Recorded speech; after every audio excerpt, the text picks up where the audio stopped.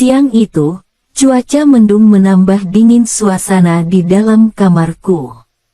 Masih terbayang, ketika Tuan Nadir mengurutku, saat aku sedang mengalami meriang. Tapi, betapa kagetnya aku, saat di kamar mandi, segitiga bermuda itu, dalam keadaan sedikit kuyup. Padahal, aku tak merasa buang air, dan anehnya lagi, ada aroma yang aneh pada benda itu. Apa yang sebenarnya terjadi padaku? Semua berawal saat aku meriang hari itu. Sebelum melanjutkan cerita pengalaman itu, kenalkan, namaku Ita. Saat itu, usiaku 51 tahun. Aku adalah seorang janda tanpa anak, yang berasal di salah satu desa di daerah Temanggung.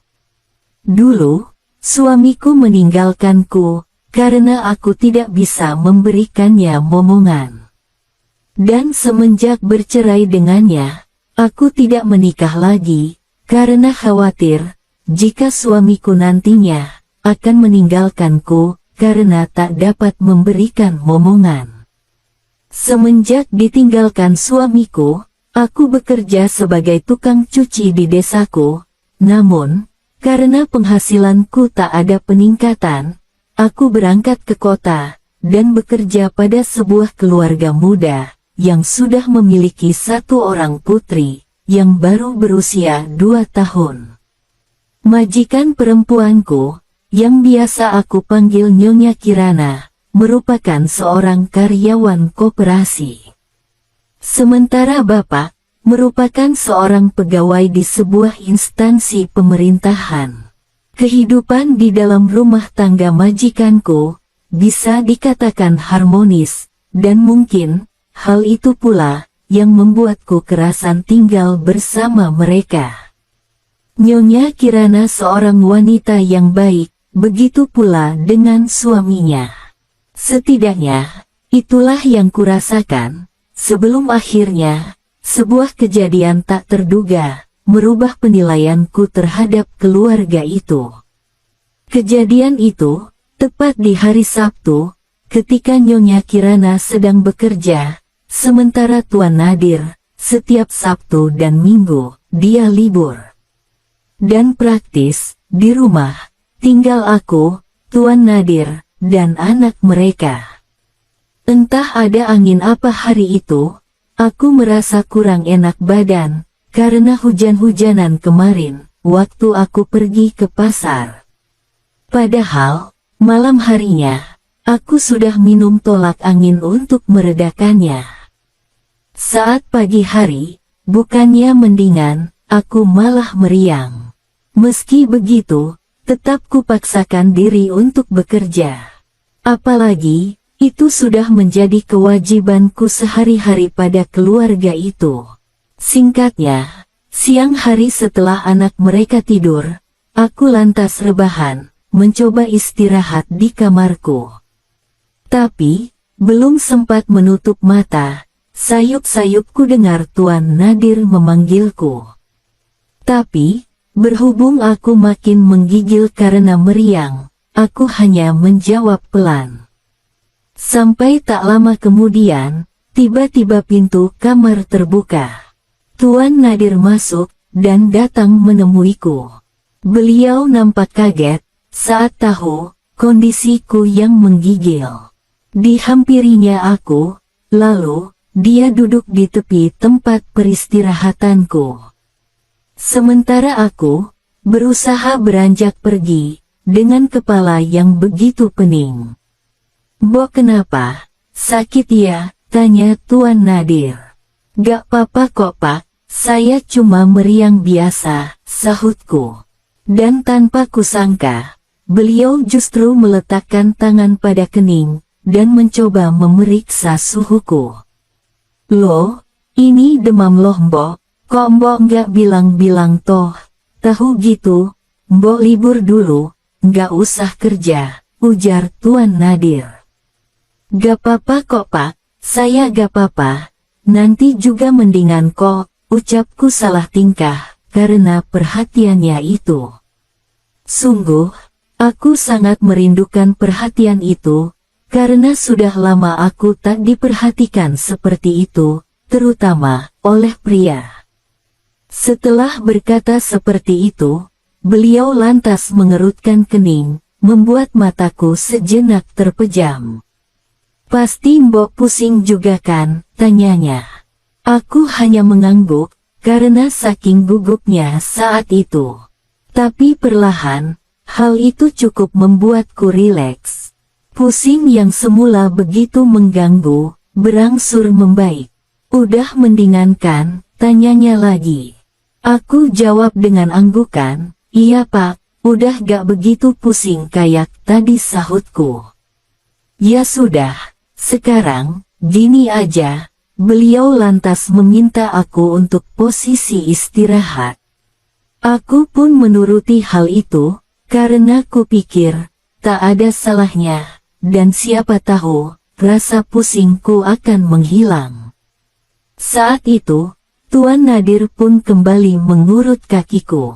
Saat itu, aku sedikit heran, padahal yang pusing adalah kepalaku, tapi kenapa justru tempat lain yang harus dibantu? Meski begitu, aku tak ingin berprasangka apapun. Aku percaya, beliau benar-benar ingin mengurangi pusing di kepalaku.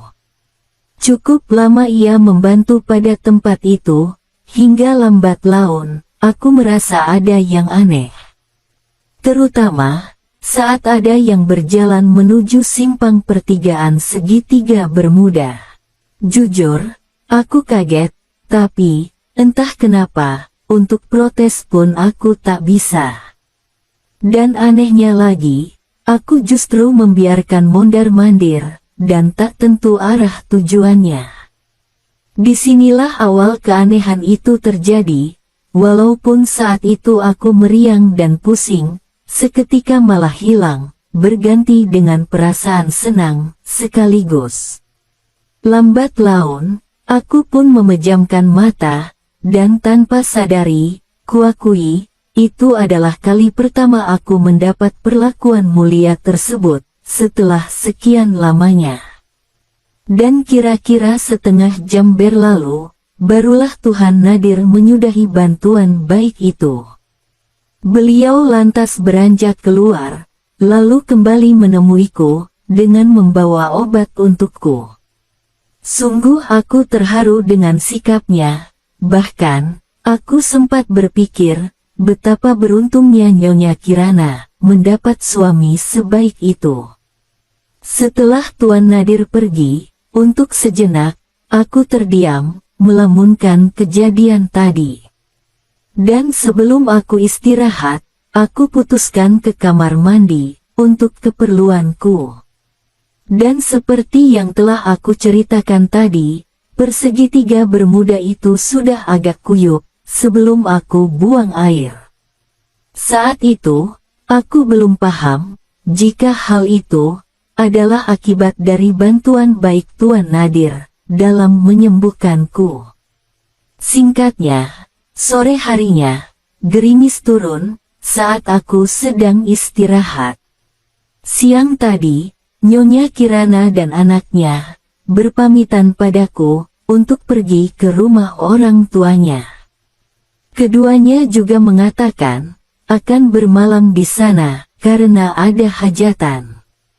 Sementara Tuan Nadir, ia tak bisa ikut, karena, esok harinya, ada acara di komplek itu. Setelah istirahat, meriangku berangsur membaik, entah arena batuan Tuan Nadir, atau pengaruh obat demam. Aku tak begitu peduli, yang penting, aku sudah pulih, dan bekerja kembali. Setelah merapikan kamar, aku bergegas pergi mandi, karena hari hampir gelap. Selesai mandi dan berdandan rapi, terdengar suara Tuan Nadir dari ruang tengah memanggilku. "Gimana Mbok, udah mendingan?" tanya Tuan Nadir, ketika aku sudah ada di hadapannya. "Udah mendingan sih Pak," sahutku dengan tersenyum. "Syukurlah sudah membaik." "Ya sudah, Kalau gitu, boleh buatin saya kopi ya, ujarnya. Aku mengangguk, dan bergegas ke dapur untuk membuat kopi, lalu kembali, dengan meletakkannya di depan meja. Ini Pak, silakan kopinya, ucapku, seraya meletakkan kopi di meja. Setelah itu, aku kembali ke dapur, dan menyiapkan makan malam. Tapi, baru beberapa langkah berjalan. "Mbok, tunggu dulu," Tuan Nadir memanggilku, membuat aku menoleh ke Bapak.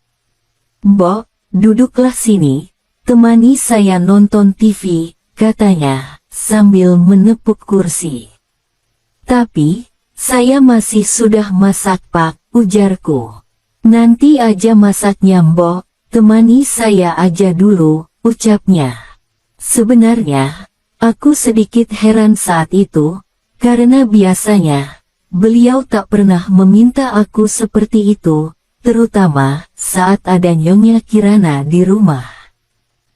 Tapi, berhubung dia tadi sudah membantuku, maka, aku pun mengiyakan saja hal itu, tanpa prasangka apapun. Aku duduk di sebelahnya, kami duduk bersama, memperhatikan acara TV drama kolosal Indosiar. Saat menonton TV, tak ada percakapan di antara kami. Selain karena canggung, aku juga bingung untuk memulai obrolan dengannya. Hingga beberapa menit kemudian, di saat aku fokus memperhatikan TV, aku begitu kaget, karena tiba-tiba, Tuan Nadir kembali mengurut pundak. Jujur, aku merasa sedikit risih, dan ingin segera pergi dari tempat itu. Entah kenapa, perasaan aneh seperti siang tadi, kembali timbul di benakku. Terutama, ketika telapak Tuan Nadir, mulai beranjak, dari satu bidang, ke bidang anugerah yang kuasa itu. Spontan aku menutup mata, dan baru tersadar, jika wajah Tuan Nadir, sudah ada di sisiku, yang membuatku merinding. Otakku seakan buntu, tak saat berpikir jernih. "Mbok, bisa bantu masalah saya kan?" tanyanya. Sontak aku kaget, bercampur heran.